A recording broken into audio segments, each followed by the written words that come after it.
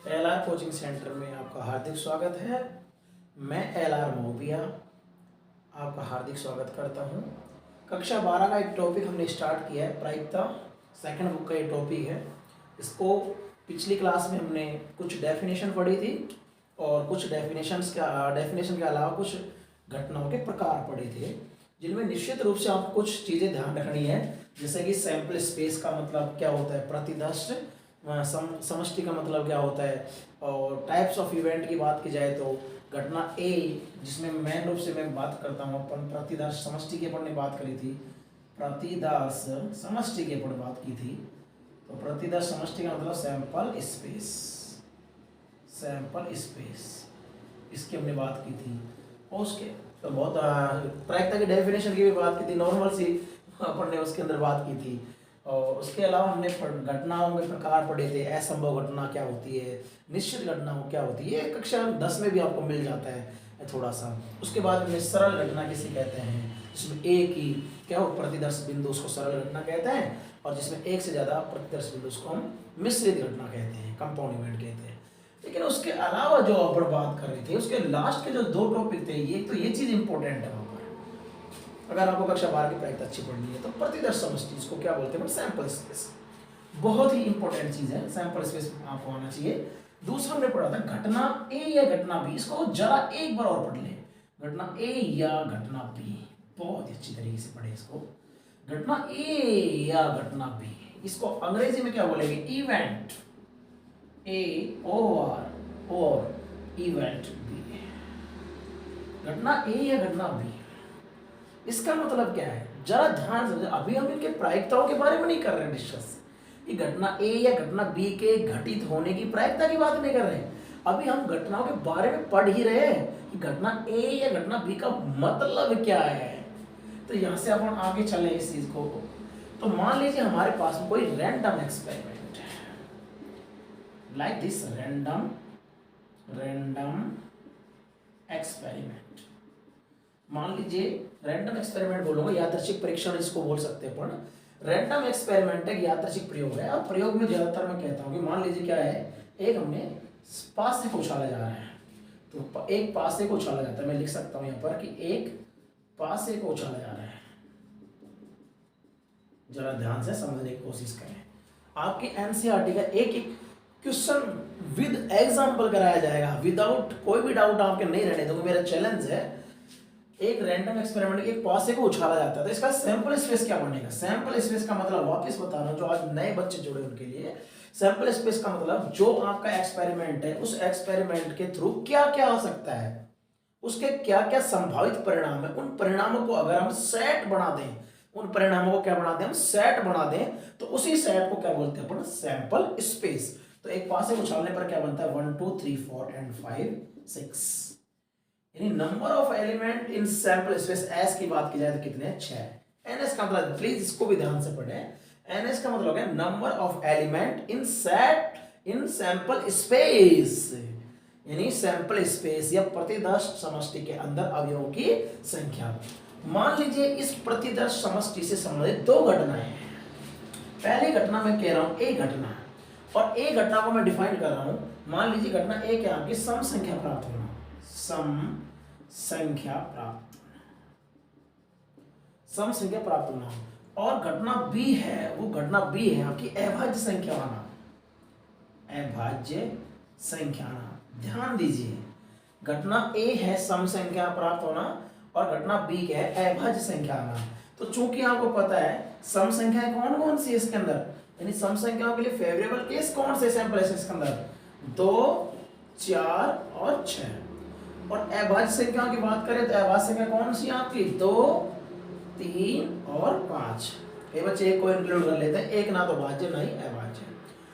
तो मैं क्या पढ़ रहा हूं, घटना ए घटित हो या घटना बी घटित हो। इसको ऐसे समझ सकते हैं अपन कि मान लीजिए आपको किसी ने दो ऑफर दी है कि या तो आप पनीर की सब्जी खा सकते हो या आप आलू की सब्जी खा सकते हो। तो या का मतलब क्या है कि या तो आप पनीर की भी खा सकते हो, वो भी अवेलेबल है, या आप आलू की भी खा सकते हो, वो भी अवेलेबल है। इसका मतलब अगर आपको पनीर अच्छी है तो आप पनीर भी ले सकते हो, और आलू अच्छी लगती है तो आप आलू भी ले सकते हो। इसका मतलब यही तो है, या का मतलब है दोनों चीजें चल सकती है। या का मतलब है कि दोनों चीजें चल सकती है, अगर वो होगा तो भी हमारा सही है, पनीर है तो भी ठीक है, आलू है तो भी ठीक है। या का मतलब यही होता है। अंग्रेजी में इसको क्या बोलते हैं? अथवा। अंग्रेजी में क्या बोलते हैं? और हिंदी में इसको क्या बोलते हैं? अथवा। तो आपने एग्जाम पेपर में देखा हुआ कि अथवा में क्वेश्चन आते हैं, तो अथवा का मतलब है कि उसमें ऊपर वाला भी हम कर सकते हैं, नीचे वाला भी हम कर सकते हैं। इसका मतलब उसको करेंगे तो भी ठीक है, नीचे वाले करेंगे तो भी हमको मार्क्स मिलने वाले हैं। तो अथवा होता है या का मतलब। तो इसका मतलब ए या बी, घटना ए या बी को अपन क्या बोलते हैं, और इसी को डिनोट करते हैं ए यूनियन बी से। तो हमेशा ध्यान रखें प्यारे बच्चों, यूनियन का मतलब होता है या। इसका मतलब हमने सेट के अंदर कक्षा 12 में पढ़ा भी होगा कि यूनियन का मतलब होता है सेट ए या सेट बी, सेट ए या सेट बी। तो यहां पर हम चूंकि घटनाएं पढ़ रहे हैं तो हम क्या बोलेंगे? घटना ए या घटना बी। तो घटना ए या घटना बी का मतलब यूनियन निकालें तो 2 4 6 यूनियन 2 3 और 5।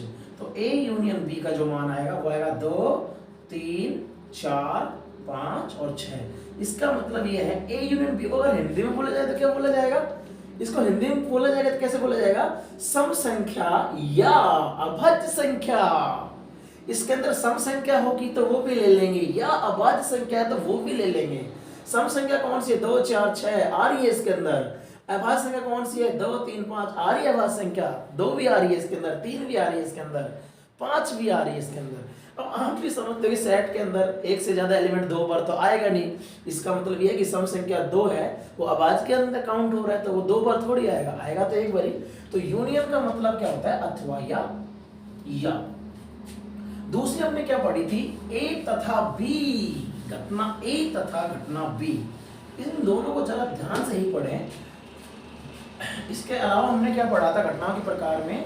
घटना ए तथा घटना बी। यहां पर तथा आ गया आपकी बात। तथा का मतलब यही है कि आपको ये एक काम करना है तथा दूसरा काम भी करना है। तथा का मतलब हमेशा होता है इंटरसेक्शन। इंटरसेक्शन, ध्यान दीजिए, इंटरसेक्शन। तो इनका तथा का मतलब हमेशा होता है इंटरसेक्शन। यानी फिर वही एक एग्जांपल लेते, रैंडम एक्सपेरिमेंट, बार बार बोल रहा हूं उसके लिए। रैंडम एक्सपेरिमेंट वही है, एक पासे को चला जाता है 1 2 3 4 5 एंड 6। इसके लिए मैं कुछ 2 घटनाएं लेता हूं जो किससे लिंक्ड है, सैंपल स्पेस एस से। मान लीजिए घटना ए आपकी क्या है? घटना ए आपकी है, वही ले लेता हूं अभाज्य संख्या, और घटना बी आपकी ले रहा हूं मैं सम संख्या। घटना ए कौन सी ले भाई? जिसके अंदर अभाज्य संख्या आनी चाहिए, और घटना बी जिसके अंदर सम संख्या। तो अभाज्य संख्या का मतलब वही है 2 3 5, और सम संख्या का मतलब 2 4 6। और घटना कौन सी लेनी है? घटना ए भी घटित हो तथा घटना बी भी हो। घटना ए भी घटित हो तथा घटना बी भी घटित हो। इसका मतलब वो संख्या लेनी जो अभाज्य संख्या भी हो तथा वो सम संख्या भी होनी चाहिए। ध्यान दीजिए, अभाज्य भी हो तथा सम भी हो। तो ऐसी संख्या एकमात्र है जो अभाज्य भी हो और सम भी हो। कौन सी है? 2। और 2 क्या है? इन दोनों का इंटरसेक्शन, क्योंकि 3 दोनों के अंदर नहीं मिल रहा, 4 दोनों के अंदर नहीं मिल रहा, 5 दोनों के अंदर नहीं मिल रहा, 6 दोनों के अंदर नहीं मिल रहा, केवल क्या मिल रहा है? 2। तो हमेशा ध्यान रखें तथा का मतलब होता है इंटरसेक्शन। तो ए इंटरसेक्शन बी का मान कितना आ गया आपका? 2। और वो 2 ही एक ऐसी चीज है जो हमारी घटना ए तथा बी को निरूपित करती है। घटना ए तथा बी क्या कह रही है कि घटना ए भी घटित हो तथा घटना बी भी घटित हो। इसको हिंदी में कैसे पढ़ेंगे? अभाज्य संख्या तथा सम संख्या, यानी वो संख्या अभाज्य भी होनी चाहिए तो साथ में वो सम भी होनी चाहिए। इसके क्या डिफरेंस है वो तो हम आगे बढ़ेंगे खैर, लेकिन अभी हम पढ़ रहे हैं कि सम संख्या अभाज्य संख्या की बात क्या है। आगे हम इस चीज को बढ़ाते हैं। ये इतना हमने डिस्कस कल कर लिया था। आगे हम पढ़ते हैं घटना ए तथा बी नहीं। ध्यान दीजिए, अच्छी अच्छी चीजें बता रहा हूं। घटना ये कक्षा 11 की आपकी घटना ए तथा घटना बी नहीं घटित हो। घटना बी नहीं, यानी घटना ए तो घटित हो लेकिन घटना बी घटित नहीं हो। फिर वही मैं एक एग्जांपल ले रहा हूं कि मान लीजिए आप एक रैंडम एक्सपेरिमेंट है, रैंडम एक्सपेरिमेंट। और रैंडम एक्सपेरिमेंट में फिर वही ले लेता हूँ, डाइस को थ्रो कर लेते हैं बड़े, एक पासे को फेंकते हैं तो एक पासे को फेंका जाता है, डाइस थ्रो, एक पासे को फेंका जाता है। ये बेसिक है, इनको आप बिल्कुल पढ़िएगा। मैं चाहता तो कक्षा 12 में स्टार्टिंग के जो टॉपिक है वो कंडीशनल प्रोबेबिलिटी है, सहप्रतिबंधित प्रायिकता, उसको चालू कर सकता था, लेकिन मुझे लगता नहीं है कि इनके बिना आप उस चीज को ज्यादा समझ पाओगे, इसलिए मैं बेसिक को पहले आपका क्लियर करने वाला हूँ। तो जो अगर आप पेन और कॉपी लेके बैठे हो तो साथ साथ उतार ले, या वीडियो एंड होने के बाद में उसको आप पॉज करके और उस चीज को आप क्या कर सकते हो, नोटबुक में लिख सकते हो। तो सैंपल स्पेस क्या बन जाएगा आपका, 1 2 3 4 5 एंड 6, ये हमारा सैंपल स्पेस बन जाएगा। अब अभी क्या बात कर रहे थे, घटना ए तो घटित हो तथा बी घटित नहीं होनी चाहिए, लेकिन अभी मैंने घटना ए और बी डिफाइंड करता हूं और फिर इस चीज को समझ लेता हूं कि मान लीजिए सैंपल स्पेस से संबंधित दो घटनाएं, घटना ए आपकी ये है, घटना ए आपकी जो है मान लीजिए घटना ए आपकी सम संख्या है और घटना बी आपकी है, घटना बी आपकी है अभाज्य संख्या। अभाज्य संख्या आने की बात की जाएगी। घटना ए तो है कि सम संख्या आनी चाहिए, घटना बी क्या कह रही है कि अभाज्य संख्या आनी चाहिए। अब घटना ए की बात की जाए तो सम संख्या का मतलब 2 4 6 और अभाज्य संख्या की बात करें तो 2 3 5। क्वेश्चन के अनुसार एक घटना ए तो होनी चाहिए लेकिन बी नहीं होनी चाहिए। ध्यान दीजिए, समझिए, पहले इनको समझने की कोशिश कीजिए आप लोग। ये घटना ए तो घटित होनी चाहिए तथा घटना बी घटित नहीं होनी चाहिए, यानी सम संख्या तो होनी चाहिए लेकिन वो अभाज्य नहीं होनी चाहिए। संख्या कौन सी, देखो आप इसको बिल्कुल ध्यान से समझने की कोशिश कीजिए कि घटना ए तो घटित होनी चाहिए तथा बी नहीं घटित होनी चाहिए। इसका मतलब क्या है, हमारी घटनाओं के तो हमने नाम ले लिए, ए का मतलब तो हमने क्या ले लिया, सम संख्या, बी का मतलब अभाज्य संख्या। तो इसके अनुसार क्या है कि सम संख्या लेकिन अभाज्य संख्या नहीं होनी चाहिए। इसके अंदर से भी हमको आउटकम्स छांटने जो सम संख्या तो हो लेकिन वो अभाज्य संख्या नहीं होनी चाहिए। तो इसका मतलब यह है कि ए तथा बी, इसको मैं हिंदी में लिखूं, घटना ए तथा बी नहीं, इसकी इसके क्या आउटकम्स बनेंगे, इसकी बात की जाए तो इसके कौन कौन से परिणाम बनेंगे, अनुकूल परिणाम बनेंगे कि घटना ए तो घटित हो तथा बी नहीं हो, यानी सम संख्या तो होनी चाहिए लेकिन अभाज्य नहीं होनी चाहिए। सम संख्या हो और अभाज्य संख्या नहीं होनी चाहिए। तो अभाज्य संख्या नहीं होनी चाहिए, इसका मतलब कौन कौन से आएंगे आपके, 4 और 6। ये वो है जो सम संख्या तो है लेकिन अभाज्य नहीं, क्योंकि आपकी घटना बी क्या है, अभाज्य संख्या होनी चाहिए, जबकि लेना क्या है कि बी नहीं होनी चाहिए, यानी अभाज्य संख्या नहीं होनी चाहिए।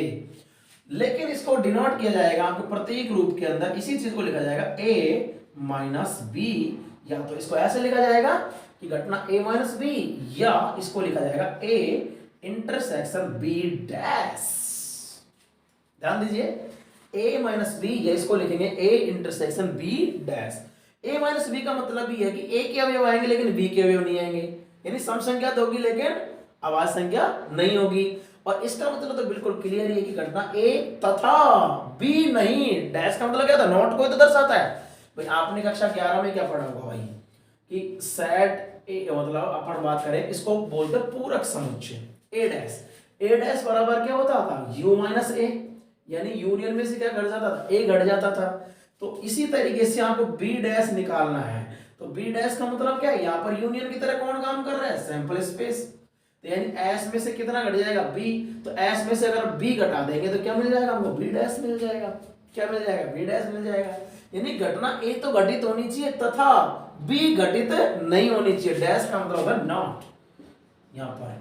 तो a माइनस बी का मान अगर हम निकालें हमारे इस तरीके से, तो a माइनस बी का मान कितना आएगा, ये तो हमने लैंग्वेज से पकड़ लिया, अभी तो इस चीज को क्या पकड़ लिया कि लैंग्वेज से पकड़ लिया भाई, 4 और 6 आएगा, क्योंकि उसने क्या बोला कि सम संख्या तो होनी चाहिए लेकिन अभाज्य संख्या नहीं होनी चाहिए। तो हमने इसमें से छांट लिया कि भाई सम संख्या तो आ जाओ लेकिन अभाज्य नहीं होनी चाहिए वो।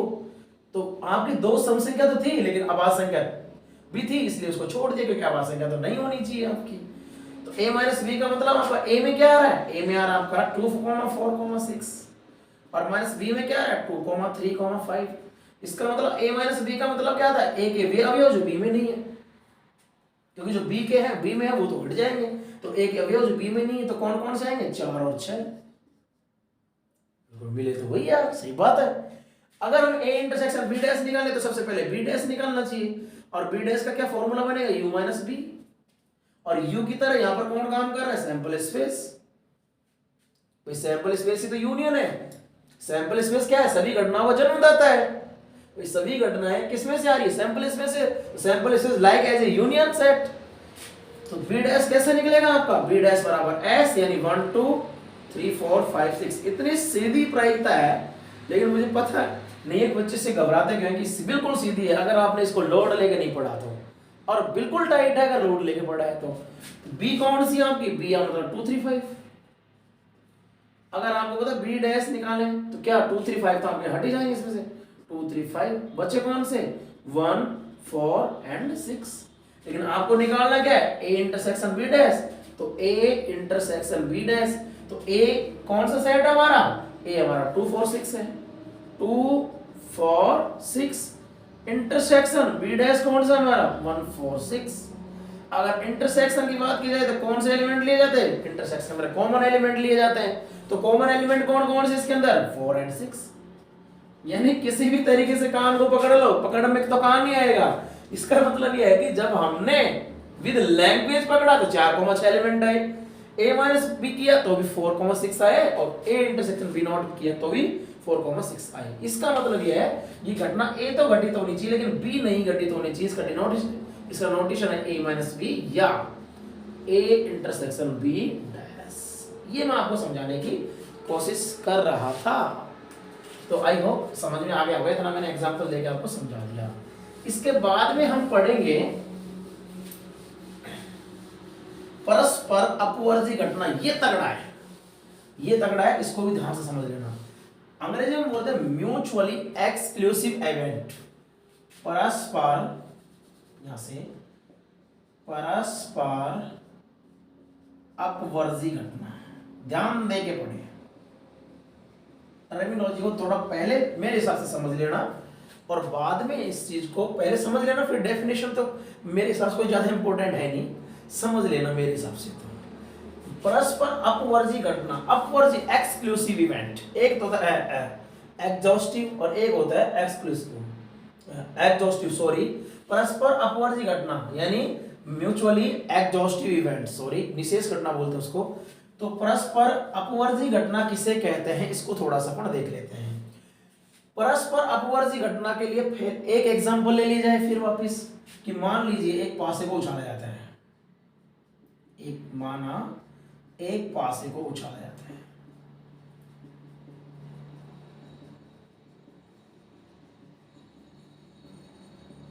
ये आपका क्या हो गया, ये आपका रैंडम एक्सपेरिमेंट हो गया, रैंडम एक्सपेरिमेंट, यादृच्छिक प्रयोग। एक पासे को उछाला जा रहा है, ध्यान देके समझना। तो यानी S बराबर क्या बनेगा, 1 2 3 4 5 6। इस सैंपल स्पेस से संबंधित मैं दो घटनाएं लेता हूं, ध्यान से समझ लेना। घटना A मैंने ले ली या घटना E1 ले लो, E2 ले लो, इससे कोई फर्क नहीं पड़ रहा। मान लीजिए घटना A आपकी क्या है, पहले मैं हिंदी में डिफाइन कर रहा हूं। घटना A क्या है, घटना A है सम संख्या आना, सम संख्या आने की प्रयत्न, सम संख्या आने को आना, किस चीज को व्यक्त कर रही घटना A। और घटना B आपका है विषम संख्या आना।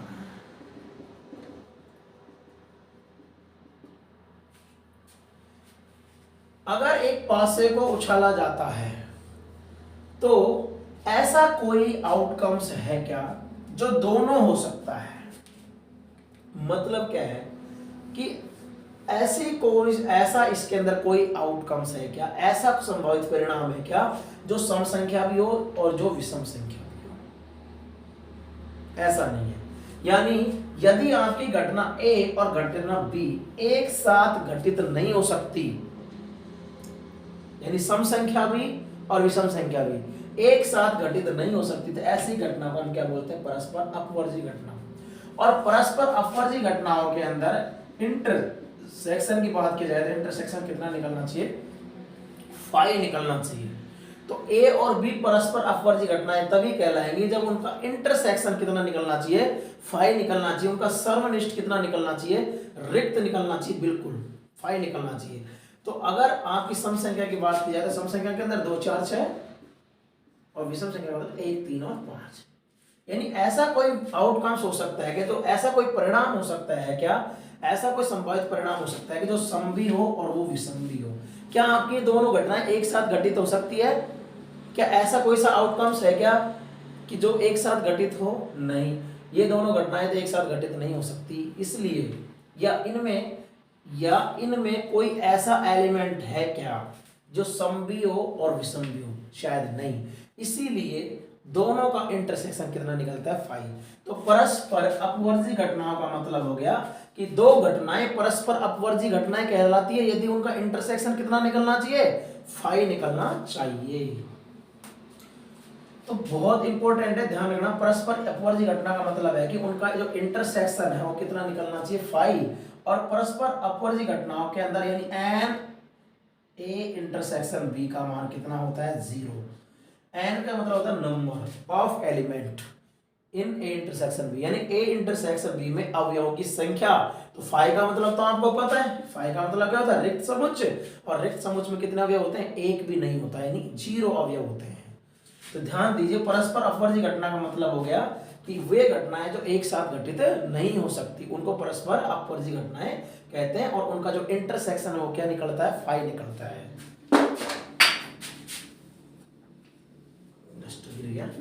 तो उनका इंटरसेक्शन क्या निकलता है भाई? 5 निकलता है। यह है परस्पर अपवर्जी घटना। उसके बाद में हम पढ़ेंगे निशेष घटना। निशेष घटना, विशेष घटना ज्यादा इंपॉर्टेंट, ज्यादा नहीं है लेकिन फिर भी समझ लीजिए। इनको अपन बोलते हैं एक्सक्लूसिव इवेंट। एक्सक्लूसिव इवेंट, निशेष घटना। निशेष घटना का मतलब क्या है कि मान लीजिए आपके पास में कोई सैंपल स्पेस है और सैंपल स्पेस से पहले मैं घटना डिफाइन करता हूं कि मान लीजिए अपने पास में कोई घटना है और घटना क्या है कि मान लीजिए एक पासे को उछाला जाता है। घटना का मतलब क्या बोल सकते हैं? उसको परीक्षण बोल सकते हैं। एक पासे को उछाला जाता है, उछालना।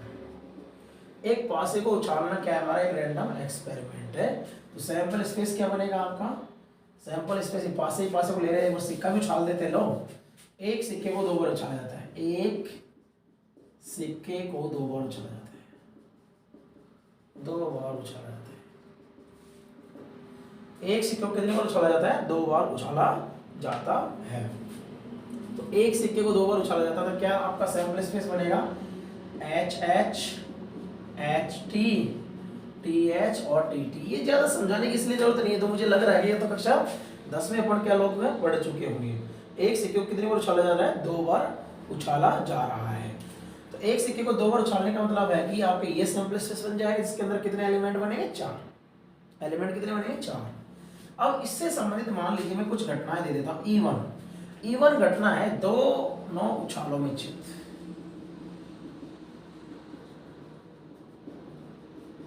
दोनों उछालों में क्या आना चाहिए? चित। किसकी घटना है? सैंपल स्पेस एस की घटनाएं हैं। E2 मान लीजिए कम से कम एक उछाल में चित।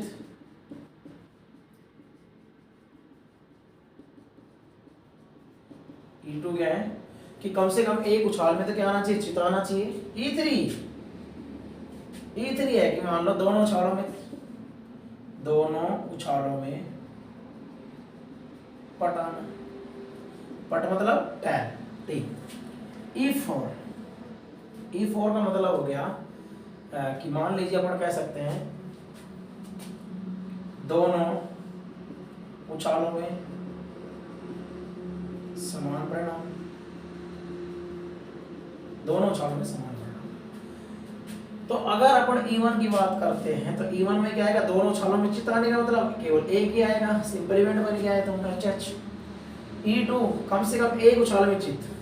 कम से कम एक उछाल का मतलब है कि कम से कम एक उछाल में तो चित आना ही चाहिए, चाहे वो पहले में आ रहा हो चाहे वो दूसरी में आ रहा हो। तो इसमें एक तो ये आ जाएगा, ये आ जाएगा, ये आ जाएगा, क्योंकि इनमें कम से कम एक उछाल में तो हमारा हेड है ही है। तो कम से कम एक उछाल में चित का मतलब आपका एक तो एच एच आ जाएगा, एक एच टी आ जाएगा, एक टी एच आ जाएगा और एक बस बिल्कुल 3 ही आएंगे। दोनों उछालों में पट आना, इसका मतलब इसके अंदर क्या आ जाएगा? आपका टी टी आ जाएगा। दोनों उछालों में पट आना चाहिए, यानी पहली उछाल में भी टैल आना चाहिए, दूसरी उछाल में भी टेल आना चाहिए। अगला क्या है कि दोनों उछालों में समान परिणाम आना चाहिए। दोनों उछालों में समान परिणाम का मतलब है कि या तो दोनों उछालों में हेड आना चाहिए या दोनों उछालों में टेल आना चाहिए। दोनों उछालों में समान परिणाम मतलब दोनों उछालों में हेड आना चाहिए या तो, यानी आपके दो आउटकम्स बन सकते हैं। अगर हम इनका क्या निकाल लें, union, E1 union E2 union E3 union E4, तो अगर सभी का यूनियन निकालते हैं अपन, तो मुझे सभी का यूनियन अगर निकालेंगे तो HH यूनियन HH HT और TH union TT union HH और TT, ये सभी का क्या निकालना है, यूनियन। और अगर इन सभी का यूनियन निकालने पर वापस क्या बन रहा है, आपका सैंपल स्पेस ही बन रहा है। यूनियन का मतलब क्या होता है कि सभी के अवयव आ जानी चाहिए, और आपको पता है कि एक अवयव दो बार नहीं लिखा जाता है, तो क्या आएगा HH HT TH और TT, ये वापस क्या बन गया आपका सैंपल स्पेस। तो अगर किसी सैंपल स्पेस से संबंधित कुछ घटनाएं हैं E1 E2 E3 dot dot dot dot और उनका यूनियन अगर वापस क्या बन जाता है, सैंपल स्पेस बन जाता है, तो इन सभी घटनाओं को, यानी E1 E2 E3 E4, इन सभी घटनाओं को निशेष घटनाएं कहते हैं। इन सभी घटनाओं को बोलते हैं निशेष घटना। तो निशेष घटना की क्या डेफिनेशन होती है कि मान लीजिए कोई यादृच्छिक प्रयोग है, यादृच्छिक प्रयोग है तो उसका सैंपल स्पेस है, सैंपल स्पेस से संबंधित कुछ घटनाएं हैं E1 E2 E3 dot dot dot dot En, तो उनका अगर यूनियन अगर किया जाए, यूनियन वापस क्या आ जाता है, सैंपल स्पेस आ जाता है। यूनियन क्या जाता है, वापस सैंपल स्पेस आ जाता है। तो इन सभी इवेंट्स को, इन सभी घटनाओं को क्या बोलते हैं अपन, निशेष घटनाएं कहते हैं। सभी घटनाओं को क्या बोलते हैं अपन, निशेष घटनाएं कहते हैं। तो निशेष घटना का मतलब है कि किसी यादृच्छिक प्रयोग से संबंधित सभी घटनाओं का यूनियन अगर आपका पुनः सैंपल स्पेस प्राप्त हो जाता है, यानी अगर मान लीजिए आपका E1 union E2 union E3 dot dot dot union En, आपका अगर क्या मिल जाए, आपका वापस क्या मिल जाए, सैंपल स्पेस, तो आपकी जो ये घटनाएं हैं E1 E2 E3, ये सारी की सारी घटनाओं को क्या बोलते हैं अपन, इनको निशेष घटनाएं कहेंगे। कौन सी घटनाएं कहेंगे अपन, निशेष घटनाएं कहेंगे। तो ये आपकी इस चीज को भी क्या रखें, आप थोड़ा सा ध्यान रखें। अब हम लास्ट एक टॉपिक और आज डिस्कस करते हैं, उसके बाद में कल से हम कक्षा 12 की जो यूनिट है प्रायिकता, उसकी पहली जो यूनिट है उसको हम चालू कर ही देंगे। आज हम पढ़ते हैं घटना ए या बी की प्रायिकता। इससे पहले हमने पढ़ा था कि घटना ए या घटना बी का मतलब क्या होता है, और अभी हम पढ़ने चाह रहे हैं कि घटना ए या घटना बी की प्रायिकता क्या है। लेकिन उससे पहले प्रायिकता को कक्षा 11 के अनुसार डेफिनेट कर लेते हैं, बिल्कुल करते हैं। तो लेकिन उससे पहले मैं कक्षा 10 में वापस जा रहा हूं। कक्षा 10 क्या कहती है, प्रायिकता का सूत्र PE बराबर क्या कहता है, E के अनुकूल परिणाम फेवरेबल केस बटे कुल परिणामों की संख्या, अनुकूल परिणामों की संख्या। इसको थोड़ा सा हम समझते हैं। मान लीजिए आपके पास में एक, फिर वही घटना लेता हूं, मान लीजिए एक सिक्के को उछाला जाता है, एक पासे को उछाला जाता है, एक रैंडम एक पासे को उछाला जाता है, एक पासे को उछाला जाता है। ये आपका क्या है, ये आपका एक, अब ध्यान दीजिए, अब यहां से आपका जो पावर बैंक है वो चलना चालू हो गया है। अभी तक हम घटनाएं पढ़े थे, यहां से अब थोड़ा सा आपका प्रायिकता का कक्षा 11 में हम एंटर तो पहले ही कर चुके, जो डेफिनेशन अभी तो अपने जो भी पढ़ी है, सरल घटना, मिश्र घटना, निशेष घटना, आपकी यादृच्छिक इवेंट, सारे जो भी पढ़े थे हमने कक्षा 11 के ही पढ़े हैं। मान लीजिए तो एक पासे को उछाला जाता है, तो इसका सैंपल स्पेस क्या बनेगा, 1 2 3 4 5 एंड 6। कक्षा 11 में होते तो हम इसी चीज को यहाँ पर ऐसे लिख देते कि कुल परिणाम, ध्यान दीजिए, बार बार बोल रहा हूं, ध्यान दीजिए। एक पासे को उछाला जाता है तो कक्षा 10 में क्या लिखते हैं कि भाई कुल परिणाम कितने हो जाएंगे, और कुल परिणाम और बराबर लिख देंगे कि कुल परिणाम में क्या आ जाएगा, 1 2 3, यहाँ पर कुल कक्षा 10 में ऐसे भी लगा देते थे अपन 3 4 5 और 6, क्योंकि वहां पर हमको कोई गलत नहीं करने वाला, क्योंकि वहां तब तक हम सेट भी नहीं पढ़ते थे कक्षा 10 तक। और फिर क्या कहते थे कि मान लो भाई यहाँ पर कोई घटना डिफाइन कर दी कि मान लो इसके अंदर एक घटना डिफाइन कर दी ई, और घटना ई क्या डिफाइन कर दी, घटना ई डिफाइन कर दी सम संख्या आने की प्रायिकता, सम संख्या आना। घटना ई क्या डिफाइन कर दी, सम संख्या आना। तो यहां पर अपन क्या लिखते थे उसी चीज को कि सम संख्या आने के अनुकूल परिणाम। कक्षा 10 की बात कर रहा हूं। तो सम संख्या में इसमें से छांट लेते थे 1 2 और 3।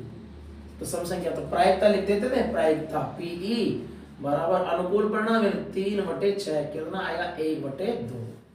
लेकिन चूंकि अब हम प्रायिकता के नए दौर में प्रवेश कर चुके हैं, कक्षा 11 में पढ़ चुके हैं, तो 3 क्या है थोड़ा सा यही से पढ़ते हैं। 3 क्या है, 3 क्या है, घटना ई तो बनाइए पहले, इसका मतलब यहां से 3 क्या है, सम संख्या। सम संख्या ना, तो सम संख्या कौन है, 2 2 4 और 6। तो 3 क्या था, वहां पर जब अनुकूल परिणाम लिखते थे वो क्या थे, सम संख्याओं थे, संख्या थी। तो यहाँ पर सम संख्याओं क्या का जो परिणाम जो घटना है उसको किससे डिफाइन कर रखा है, ई से। तो इसका मतलब क्या हो गया, अगर घटना ई की प्रायिकता निकालनी है पीई, तो आपका आएगा number of element in E बटे number of element in sample space, यानी number of element in event E बटे number of element in sample space, यानी घटना ई के अवयवों की संख्या बटे सैंपल स्पेस के अवयवों की संख्या। ये हमारी कक्षा 11 की डेफिनेशन है। तो इसी डेफिनेशन को हम क्या रखेंगे, थोड़ा सा ध्यान रखने वाले हैं। कक्षा 10 को थोड़ा सा हमको क्या करना है, भुला देना है। कक्षा 10 को क्या कर देना है भाई, भुला देना है। यानी प्रोबेबिलिटी ऑफ इवेंट ई बराबर क्या पढ़ा था बेटा, अभी हमने लिखा था प्रोबेबिलिटी ऑफ इवेंट ई बराबर क्या लिखा था कि number of element in E बटे number of element in sample space, यानी प्रायिकता ई की, घटना ई की प्रायिकता बराबर ई में अवयवों की संख्या बटे प्रति 10 समष्टि में अवयवों की संख्या। ये प्रति 10 समष्टि की जगह सैंपल स्पेस फॉर्मूला सीखे आप लोग तो थोड़ा ज्यादा बेटर रहेगा। तो इसी चीज के अनुसार आगे अब हम बढ़ते हैं। एक लास्ट टॉपिक आज हम पढ़ते हैं, घटना ए या घटना बी की प्रायिकता। तो आपको पता है प्रायिकता किससे दर्शाते हैं, पी से। तो प्रोबेबिलिटी पी किसकी, घटना ए या घटना बी, या का मतलब यूनियन, प्रायिकता ए यूनियन बी। अब मैं भी जानता हूं फॉर्मूला तो, लेकिन आपको ये दिमाग के अंदर क्रिस्टल तक क्लियर होना चाहिए कि फॉर्मूला आया कैसे है। तो प्रायिकता ए यूनियन बी का मतलब हो गया P A plus P B, यानी घटना ए की प्रायिकता प्लस घटना बी की प्रायिकता माइनस प्रायिकता ए इंटरसेक्शन बी की। ये आपका पी ए यूनियन बी का क्या बन गया, फॉर्मूला। लेकिन सबसे पहले बात तो की जानी चाहिए कि फॉर्मूला आया कहां से। प्रायिकता को बार बार बोल रहा हूं, थोड़ा मजा लेके पढ़ना, मजा आएगा। कि इसका मतलब क्या है कि घटना ए या घटना बी की प्रायिकता बराबर घटना ए की प्रायिकता प्लस घटना बी की प्रायिकता माइनस घटना ए तथा बी की प्रायिकता। थोड़ा समझे इसको, चलते हैं मजा लेते हैं।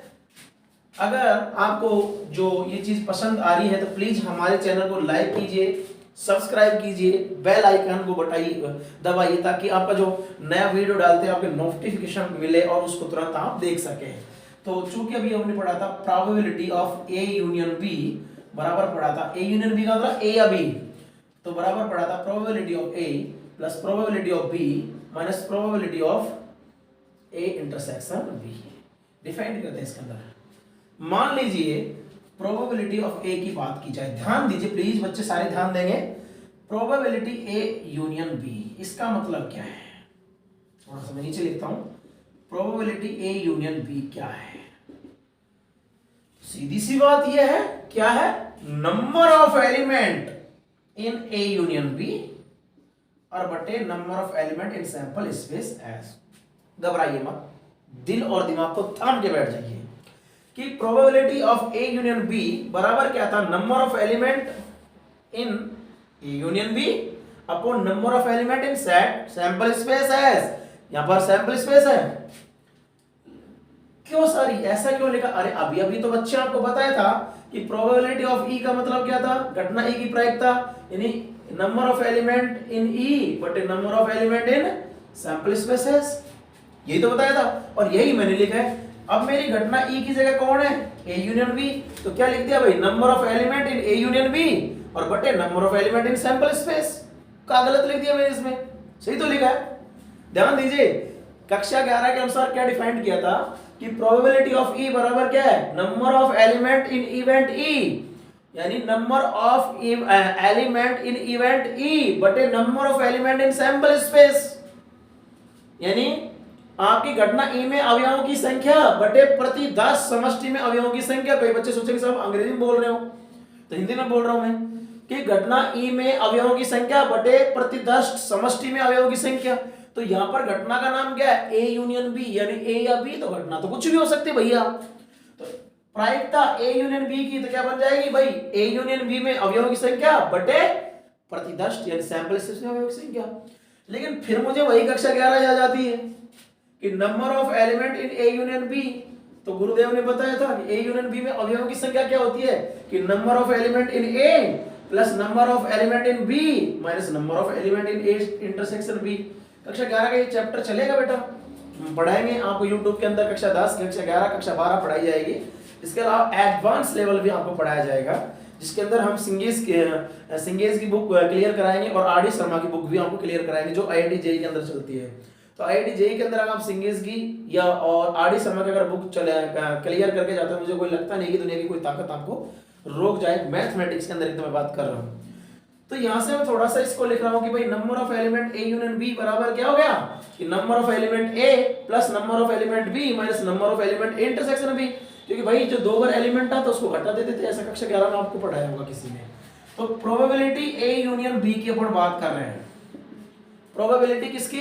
ए यूनियन बी की। तो number of A union B का मान कितना है? Number of A plus number of B minus number of A intersection B और बटे क्या है? Number of S. क्यों बेटा, समझ में आया कि नहीं आया? तो probability of A union B बराबर क्या आएगा भाई? इनको तो अलग अलग कर सकते हैं हम। क्या कर सकते हैं? Number of element in A upon number of sample space plus number of element B upon number of sample space और minus number of A intersection B बटे नंबर ऑफ सैंपल स्पेस। अरे बच्चे कोई दिक्कत हो तो बताइए। अगर आपको फिर भी कोई दिक्कत आती है कि मेरी स्पीड ज़्यादा है तो प्लीज़ कमेंट्स में आप लिखिए कि सर आपकी स्पीड ज़्यादा है या हमारी ये टॉपिक समझ में नहीं आ रहा। तो मैं कमेंट्स देखता हूँ और कमेंट्स देखने के बाद में दूसरे दिन उसका मैं तुरंत क्या करूँगा, आपको रिप्लाई करूँगा। तो अगर कोई चीज़ आपकी समझ में नहीं आ रही तो उसको कमेंट सेक्शन के अंदर जाके कमेंट कर दें। Probability of A union B, number of element in A union B बटे number of element in sample space. Number of A union B का फॉर्मूला था कक्षा 11 में आपने पढ़ा होगा सेट के अंदर। Number of element in A plus number of element in B minus number of element in A intersection B. मैंने इसी का मान यहाँ रख दिया और अलग अलग कर दिया। तो बस अब हमारा इंतजार कर रहा है question. Probability of A union B बराबर क्या बन गया? नंबर ऑफ ए बटे नंबर ऑफ सैंपल स्पेस, यानी ये क्या बन गया? Probability of event A P. भाई पी क्या था? नंबर ऑफ इवेंट ई बटे नंबर ऑफ सैंपल स्पेस। तो नंबर ऑफ ए बटे नंबर ऑफ एस, यानी क्या बन गया? P A. Number of B, number of element in B बटे number of sample space S, ये क्या बन गया? P B.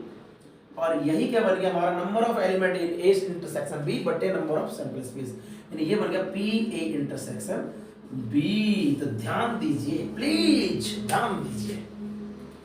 लेकिन यहां पर एक स्पेशल केस बाहर निकल के आता है। स्पेशल केस और मजेदार केस है। क्या निकल के आता है कि अगर घटना ए और बी परस्पर अपवर्ती घटना है। फिर वही बात आ गई, इसलिए मैंने पहले आपको क्लियर किया है कि यदि घटना ए व बी परस्पर अपवर्ती है। कैसे भाई? अपवर्ती।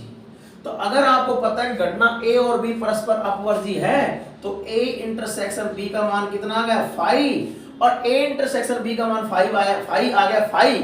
तो number of element in A intersection B का मान कितना आएगा? नील, यानी 0। और ए इंटरसेक्शन बी का में अवयव संख्या अगर 0 हो गई तो ये पूरा एलिमेंट क्या बन जाएगा आपका 0।